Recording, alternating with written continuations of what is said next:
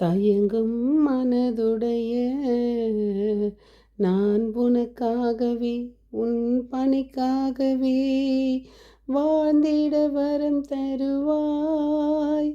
கருவாக என்னை படைத்து உயர் கண்மணியாய் என்னை வளர்த்து கரமதிலே ஒரு பதித்து கருத்துடனே என்னை காக்கின்றாய்.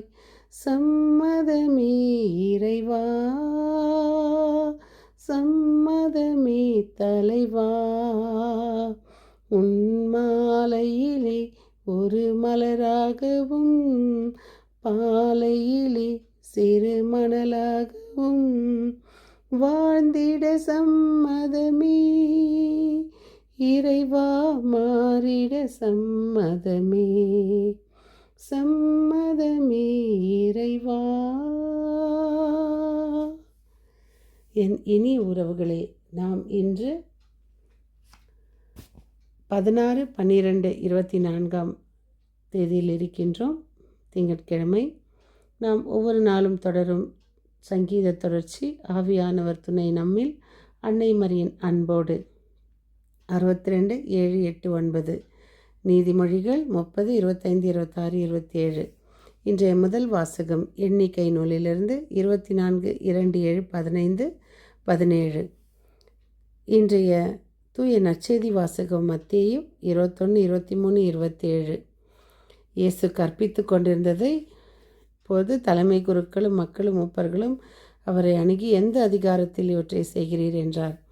இன்றைய நற்செய்தியில் இயேசுவின் அதிகாரத்தை தலைமை குருக்களும் மக்களின் மூப்பர்களும் கேள்விக்குள்ளாக்குகின்றனர். இயேசுவின் அதிகாரம் பொது நன்மைக்காக பயன்படுத்தப்பட்டன. தீமையை விலக்கி நன்மையில் வாழ பயன்படுத்தப்பட்டன. உடல் உள்ள மனரீதியான விடுதலைக்கு பயன்படுத்தப்பட்டன. பாவங்களை மன்னிக்க பயன்படுத்தப்பட்டன. இரக்கத்தை வெளிப்படுத்த பயன்படுத்தப்பட்டன. அநீதியை பொய்மையை எதிர்க்க இயேசுவால் பயன்படுத்தப்பட்டன. கிறிஸ்து பிறப்பு பெருவிழாவிற்கு தயாரிக்கும் நமது வாழ்வில் என்ன தகுதி இருக்க வேண்டும் என்றால், தாழ்ச்சி என்ற தகுதி மெய்ப்பட வேண்டும். தாழ்ச்சி என்பது பலவீனங்களில் புண்ணியம். தாழ்ச்சியோடு வாழ்பவர் வீழ்ந்து போவதில்லை. தாழ்ச்சியோடு வாழ்பவர்கள் உள்ளத்தில் இறைவன் குடிகொள்கிறார். தாழ்ச்சி மன நிறைவை கொடுக்கும், மகிழ்ச்சியை தரும், நம்முள் உருவாக்குகின்றது. யோவான் 15:11. என் மகிழ்ச்சி உங்களுள் இருக்கும், உங்கள் மகிழ்ச்சி நிறைவு பெறுமே. இவற்றை உங்களிடம் சொன்னேன். திருவருகை காலம் 3ஆம் ஞாயிறை நாம் கடந்து நம்மில் பிறரிலும் மகிழ்ச்சி ஏற்படுத்த நாம் முன் வருவோம். அன்று அன்னை மரியாளை இயேசு தேர்ந்தெடுத்த பொழுது எந்த ஒரு காரணத்துக்காக தேர்ந்தெடுத்தார் என்பதை இறைவனுக்கு மட்டுமே தெரியும். நாம் சில சமயங்களில் வாழ்க்கையை வெறுமையாக நாம் வைத்து கொண்டிருப்போம். அது நாம் எதையெல்லாம் நாம் தேடிக்கொண்டிருக்கிறோமோ அது நம்மை தேடிக்கொண்டிருக்கிறது.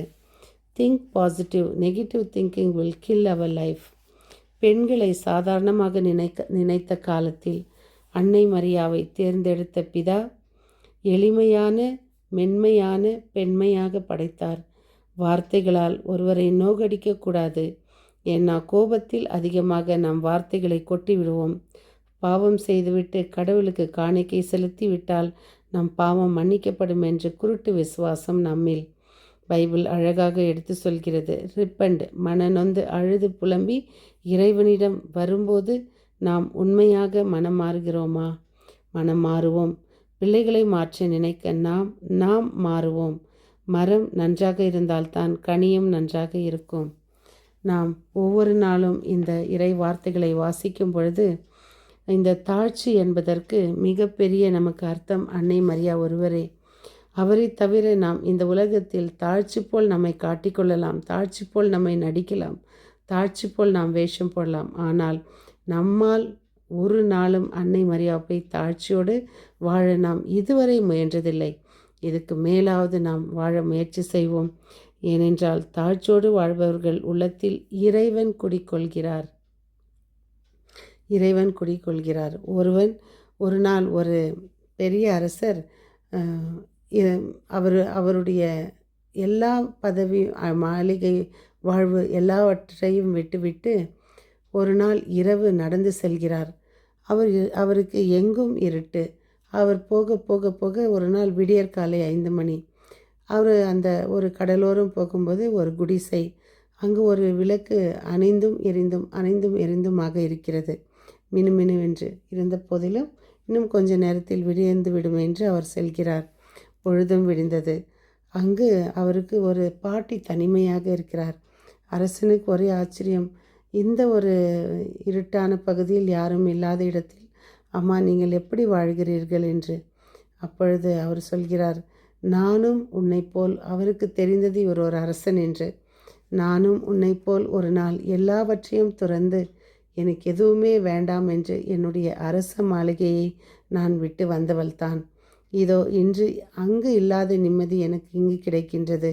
எல்லாமே இறைவன் எனக்கு அளித்து இருக்கிறார் என்று. அப்பொழுது அந்த அரசனுக்கு அந்த உண்மையான தாழ்ச்சி வந்தது.